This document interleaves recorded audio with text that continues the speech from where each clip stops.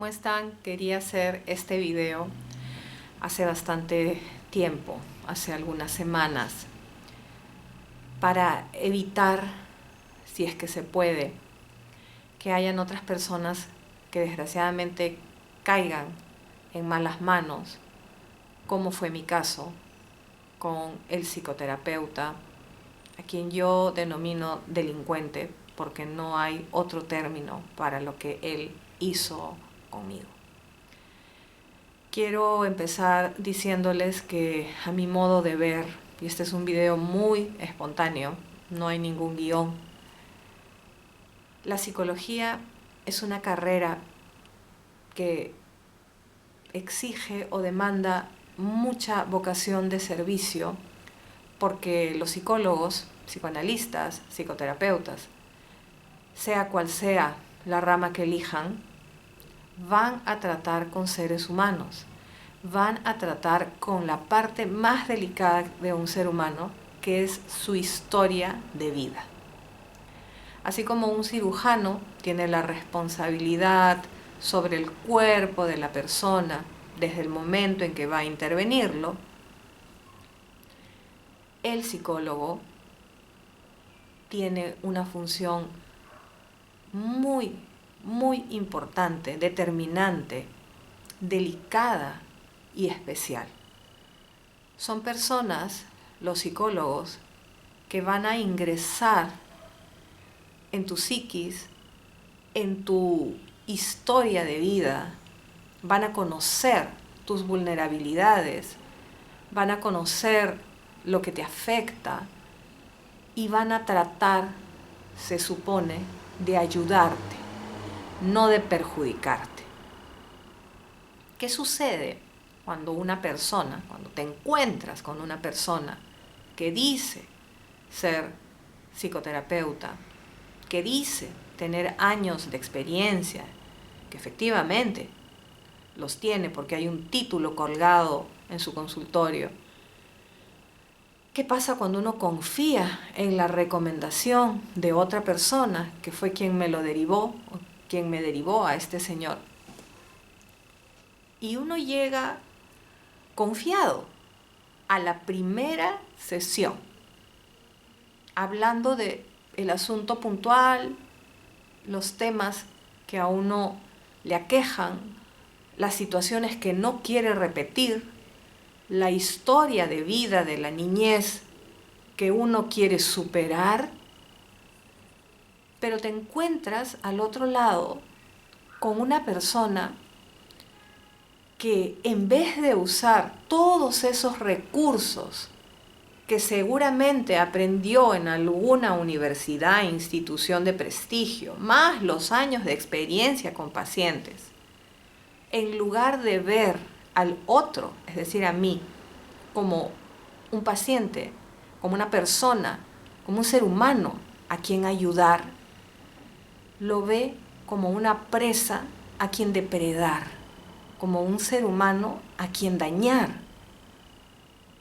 Y lo peor de todo es que todos estos conocimientos que yo puedo compartir contigo hoy, en el año 2023, en agosto de 2023, no los tenía en el año 2015, cuando inicié terapia con este señor, insultando el nombre de la palabra Señor, con este sujeto. Cualquier conocimiento que tú veas, término que yo puedo utilizar hoy, lo he aprendido entre el año 2020, que inició la pandemia, a la fecha, que continúo llevando terapia. Yo conocí dos personas importantes, entre otras, porque conocí a más personas también en el campo holístico, pero dos personas del rubro psicología que me ayudaron a entender entre los años 20 y el año 23 qué es lo que pasó con este sujeto llamado psicoterapeuta. Uno no puede creer que una persona de 51 años como soy yo necesite de otras personas, otros profesionales que le expliquen qué es lo que pasó con este psicoterapeuta. Llevado a muchos campos, la denuncia legal, las denuncias institucionales. Claro, se ve con extrañeza, ¿verdad? ¿Cómo va a ser una persona adulta, refiriéndose a mí? ¿Cómo va a ser que no se dio cuenta? Seguro que sabía, seguro que se dio cuenta, porque el ojo acusador, ese dedo que siempre señala lo malo en el otro, pero nunca lo malo en uno, está siempre magnificado como con una lupa hacia la persona que recibe el abuso. No me dejarán mentir que ustedes pueden haber visto noticias en la televisión de mujeres que han sido abusadas sexualmente en sus trabajos. Y no, ¿qué hacía ella a esa hora ahí? Es lo primero que dicen en las noticias. O alguien que tuvo la desgracia de encontrarse con uno de estos desgraciados en la carretera y ¿qué hacía en la carretera? ¿Qué hacía en el taxi? ¿Qué hacía ella ahí? Y la culpable siempre es la víctima. Nunca se habla del abusador, nunca se habla del violador. No, siempre se habla de la persona que fue abusada, sea hombre o mujer. ¿Qué hacía ahí? ¿Por qué estuvo ahí? Como si uno tuviera una suerte de, no sé, bola de cristal para adivinar el futuro. En mi caso, yo fui por una recomendación de otra psicóloga a este psicoterapeuta. Es que ni lo puedo pronunciar como psicoterapeuta porque es un insulto para los psicoterapeutas decir que alguien como él se llame igual o tenga la misma profesión. Y desde el día 1 que yo llegué a ese consultorio, fui totalmente expuesta, con las manos abiertas, a decir, esta es mi historia, este es mi problema, en esto quiero que me ayudes. Obviamente que mi problema tenía mucho que ver con lo que posteriormente fue la repetición de una serie de abusos. Y no es una casualidad, es premeditación. Este señor, desde el día 1, me maltrataba con frases como estás gorda, has visto la película o la serie Kilos Mortales, etc. Por mi historia de vida, yo pensaba que esas cosas eran parte de la terapia. Eran mis conocimientos y mis percepciones del año 2015, 8 años atrás. Ha pasado casi una década, ¿no? Para mí era normalizado. Me vengo a enterar en el año 23 que eso es bullying. Que referirse al otro como gordo, obeso, hacerle referencias a uno de cuando te haces la cirugía bariátrica, que es lo que él decía, cuando yo no iba por el tema del peso, siempre fui una persona con sobrepeso. Yo iba por problemas mucho más serios que los problemas de estética externa. En un momento me voy, en el mismo 2015. Le mando un mensaje muy breve y me voy. No puedo seguir. No pude explicar el malestar que sentía. Luego fallece mi padre y regresé, lamentablemente. En el año 2016 me operan y una indicación fue bajar de peso. En el año 2016 él comienza a tratarme distinto, porque me veía distinto. Y yo sentía, bueno, entonces de repente es que yo soy muy quisquillosa, de repente es que es un buen terapeuta, siempre confiando en eso. Pues el buen terapeuta, desde el año 16, 17, me asignaba tareas que no me correspondían, como la revisión de su DNI, si ya lo podía recoger en RENIEC, que es el lugar donde se recogen los documentos de identidad en mi país.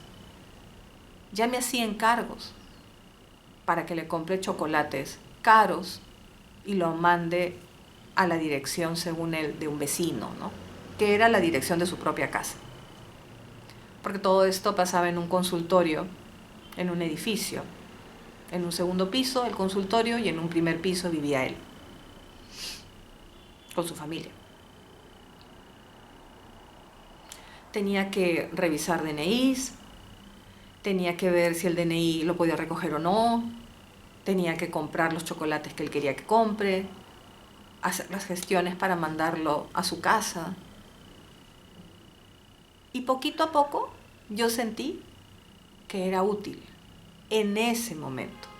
En este momento sé que todo era un entrenamiento hacia un acondicionamiento que poco a poco fue creciendo hasta que se convirtió en un abuso a todas sus luces.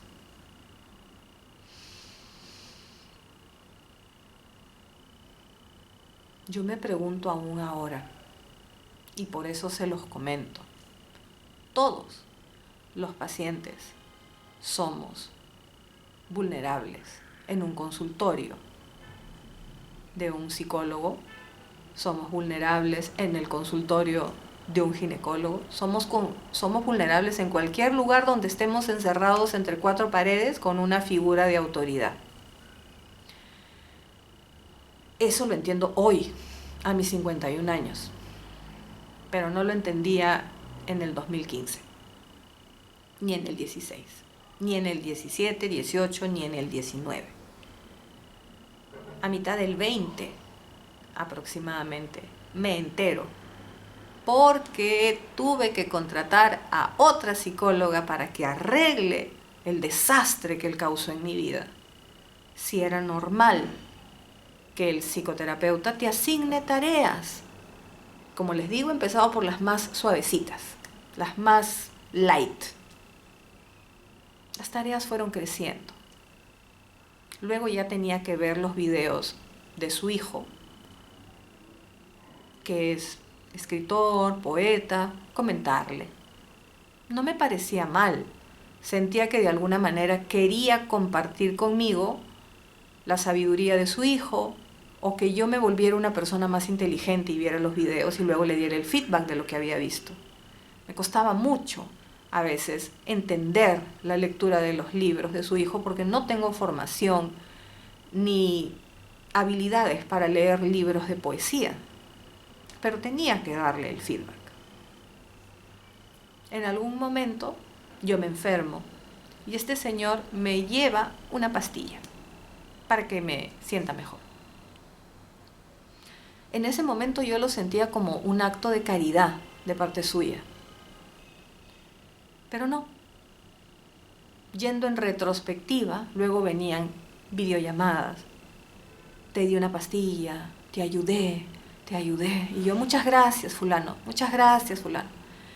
Me empecé a dar cuenta que él hacía cosas para que yo solamente repitiera como un loro, gracias, gracias, muchísimas gracias, qué bueno eres, qué amable eres.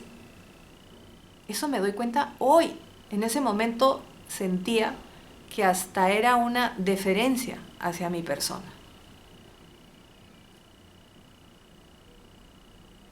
Era parte de la terapia acompañarlo a la podóloga, era parte de la terapia acompañarlo al dentista, era parte de la terapia acompañarlo al mercado, era parte de la terapia acompañarlo al pastificio a comprar ravioles. Hoy sé que no. Las cosas fueron aumentando. Siempre él poniendo las pautas. Obviamente no somos amigos, no existe cariño aquí. yo estaba acostumbrada, yo estoy acostumbrada a eso. Es decir, no he tenido un padre muy expresivo ni muy cariñoso. Este señor me llevaba 18 años de edad, cosa de la que casi nunca se daba cuenta porque siempre decía que éramos contemporáneos. Hubo un punto en el que él hasta me pedía helado de una marca cara, señalándome las preferencias en sabores de su esposa y de él. Y luego me comentaba que había estado muy bueno el helado.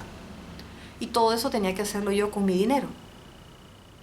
Nunca dejé de pagar una terapia, si es que eso se puede decir que es una terapia.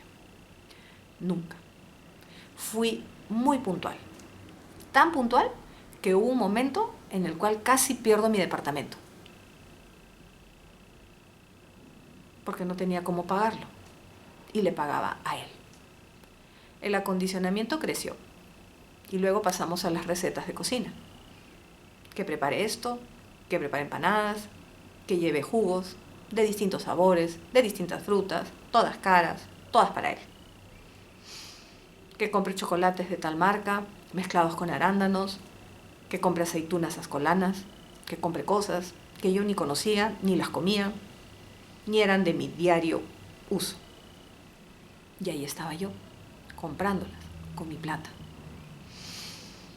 Que le compre BBDs, porque se iba de viaje y no tenía tiempo de comprarlo él. Que le compre el talco del Dr. Simon a su esposa, porque no había tiempo. Y yo saliendo a las 7 de él, que es un buen ejercicio para ti. Tú que no sales de tu casa. Tú, me decía a mí, que estás todo el tiempo encerrada. Esto es un buen ejercicio para ti. Y yo creída que sí. Qué moderna, decía yo, que es ahora la psicología. En ese momento no en el sarcasmo ni con la cara que tengo ahora. En ese momento lo creía. Creía realmente que eso era parte de mi desarrollo. Hoy sé que todo era un aprovechamiento. Pero lo peor no quedó ahí. Lo peor fue que como yo era una persona, ¿qué podría decir allí? Convencida de la posibilidad de sanación mediante la terapia, obviamente había contado en algún punto, entre los años 15, 16, 17, 18, situaciones, cosas de mi vida, que luego él las usaba en mi contra, como si me las restregara en la cara, cuando no pensaba como él. Porque parte del adoctrinamiento también era la política. Yo respeto a todo tipo de persona que tenga una visión política, porque está cada quien en su derecho de ser de derecha, de izquierda, de centro, de no tener ninguna pasión por ningún tipo de bando, por decir así. Él era de la izquierda y yo no. Pero cuando tenía que discutir sobre ese tema, ¿cómo creen que lograba callarme? Utilizando mi propia historia y revolcándomela en la cara cuando no pensaba como él. Ese era mi castigo. Lo viví 2 veces, 3 veces, 4 veces en pandemia. ¿Saben lo que me generó? Cálculos en la vesícula, cólicos biliares, insomnio. Y un día lo llamé por su nombre en una videollamada y le dije: fulano, ¿cómo es posible que me restriegues en la cara mi historia? Porque no pienso como tú políticamente. Como todo buen cínico, yo no he hecho eso.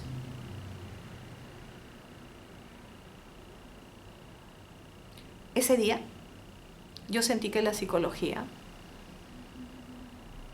era terrible. Ese día yo sentí que la psicología dañaba.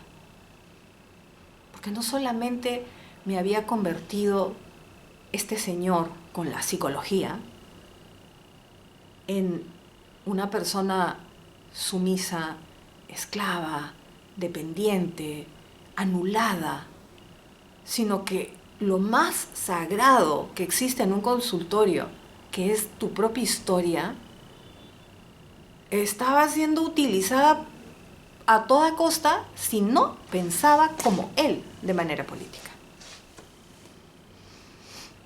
Entró la desconfianza en mí, empecé a sentir, es una carrera peligrosa. O ir a una terapia es un problema, no puedes realmente hablar lo que te pasa porque tarde o temprano, si no piensas como él, te lo va a restregar en la cara. Va a sacar cualquier episodio de tu vida que le has contado y te lo va a restregar en la cara. ¿Cómo puede ser eso posible? Y a uno, como paciente o como denunciante, le exigen, ¿no? ¿Y cómo no te diste cuenta? Y yo digo, y las personas donde él trabajaba, las instituciones grandotas, chiquitas, como sea, donde él trabajaba, tampoco se dieron cuenta. ¿Quién hizo el filtro para que este señor trabaje en X, Y y Z lugares? ¿Quién no se dio cuenta antes? ¿Yo tenía la responsabilidad como paciente de saber todo esto? ¿O esta responsabilidad cae en otras personas mucho más atrás que deben haber hecho aunque sea una prueba mínima cada año para saber si este señor estaba sano, probo, apto para ser un psicoterapeuta? No lo entiendo. Y con eso me he topado en el presente. Porque cuando hace uno las denuncias, como les dije en videos anteriores, si no tienes pruebas, no hay nada que decir. Es la palabra tuya contra la palabra de este señorón. Entonces, el señorón es el que se gana el trofeo por ser mayor que yo, por la carrera que tiene, los años de experiencia, la labia, etc. Y si sí tienes las pruebas, también. No me parece que sean verdaderas, seguramente son falsas, hay que contratar un perito, gasto, gasto, gasto y gasto. Este señor sabía que yo tenía los audios que lo incriminaban, donde él estaba reconociendo sus delitos. ¿Y qué creen? Cuando lo denuncié en el colegio de psicólogos, dijo, no afirmo ni niego que es mi voz. Esto necesita un peritaje. ¿Qué creen? Nos pidieron un perito a ambos. Él no presentó el suyo. Yo presenté uno. Me tuve que hacer cargo económicamente de eso. Salió que era su voz. Pero aún así, nadie se pronuncia. Me refiero a las autoridades. No se pronuncian. Usted tiene 5 días para... No sé, me imagino que para mentirles, ¿no? Tiene 5 días para engañarme, supongo. ¿Por qué la gente pide pruebas si cuando tienes las pruebas no las aprovechan, no las usan y te ponen trabas? Y cuando no tienes pruebas, no eres nadie. Y cuando sí tienes pruebas, repito, no eres nadie. ¿Cuál es el problema? Dirán ustedes, o porque está tan enojada. ¿Cuál es el problema de dejar a estas personas libres por allí? No es nada. Que lo repiten. Hoy soy yo, mañana sabe Dios quién, y lo repiten, y lo repiten, y lo repiten. Estoy segura que yo no soy el caso 1 de este sujeto, psicoterapeuta. Estoy segura. Ni el 1, ni el último.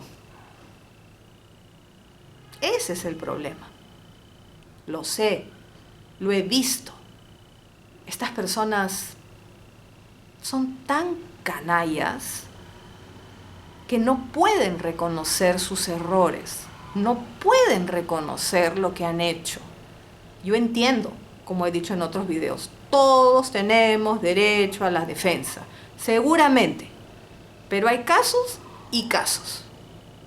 No es lo mismo, sin desmerecer ninguna profesión, que yo les esté hablando en vez de un psicoterapeuta, de un administrador de empresas, por ejemplo. No sé, no es lo mismo. Un psicólogo, un psicoterapeuta trabaja, repito, con algo muy delicado. Tu historia familiar, tu historia personal, tus vulnerabilidades, lo que te duele, lo que te afecta, tus debilidades.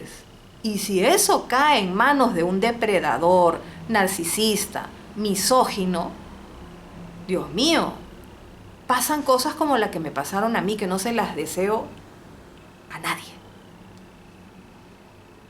No soy mucho de dar detalles de las cosas, aún. No soy una persona que esté acostumbrada a hablar a una cámara de estos temas, aún. Pero poco a poco sé que voy a poder. Y en algún momento voy a poder expresar más en los videos, para que ustedes estén atentos de lo grave que es esto y lo adviertan. Si es que ustedes tienen mejor capacidad, lo adviertan. Nunca, jamás se dejen someter por personas como esta. En ningún tipo de relación, puede ser relación terapéutica, familiar, conyugal, laboral, de colegio, en ningún tipo de vínculo permitan que haya alguien que los pisotee, que los corrija de todo, porque yo tenía mal todo. Mi caminar era malo, mi pie plano era malo, mi gordura era mala, todo era criticable para este señor. Mi ortografía era pésima, a pesar que yo soy profesora. Mi inglés era horrible, a pesar que él no lo hablaba. Mi elección política, la peor.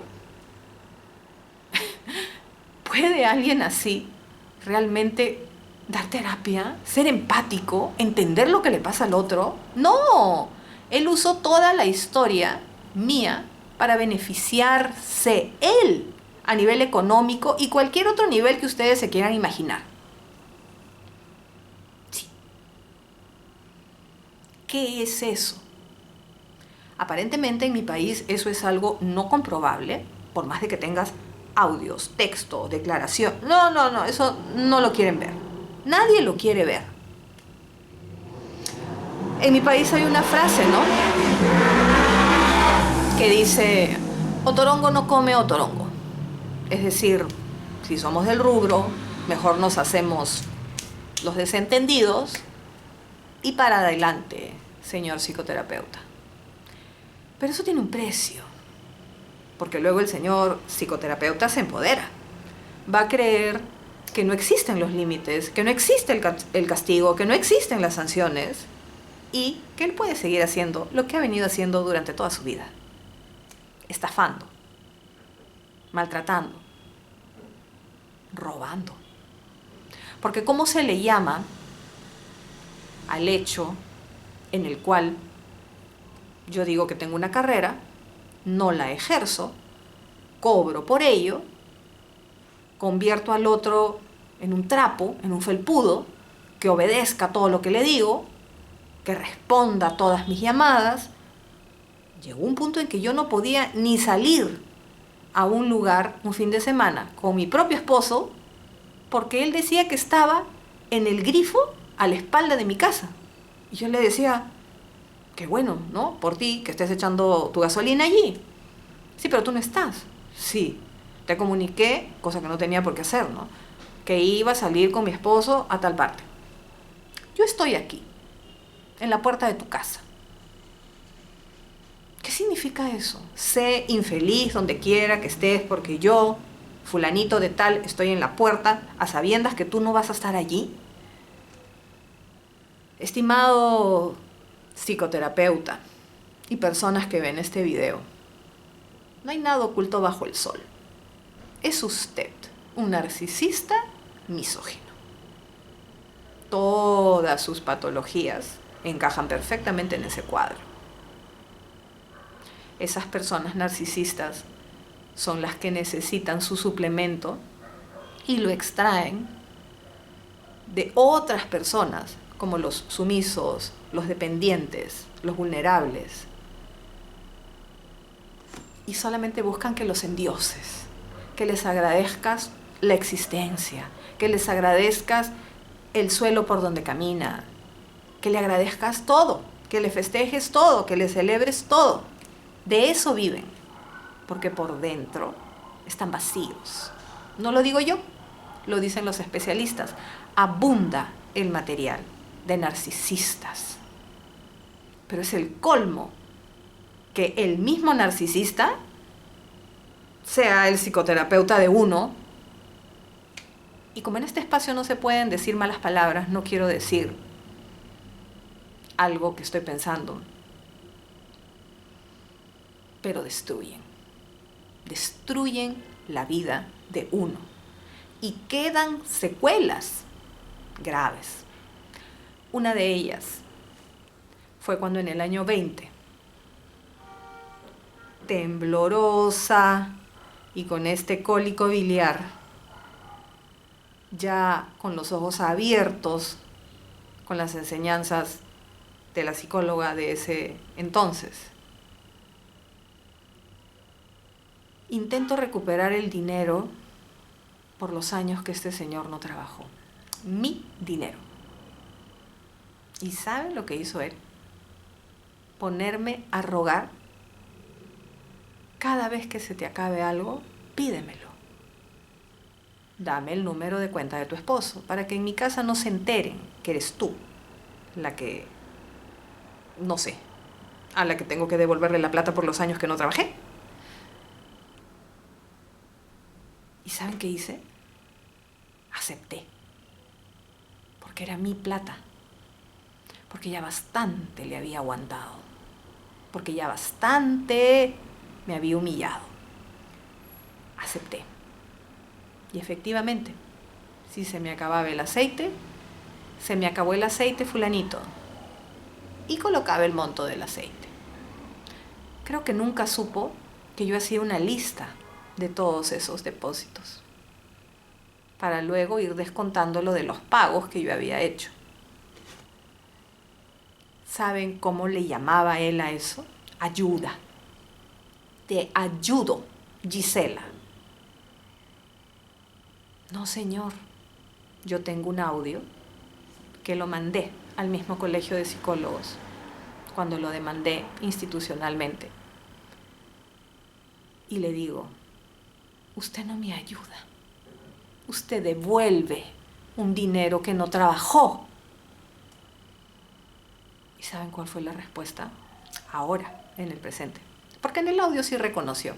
Está bien, devuelvo, de mala gana.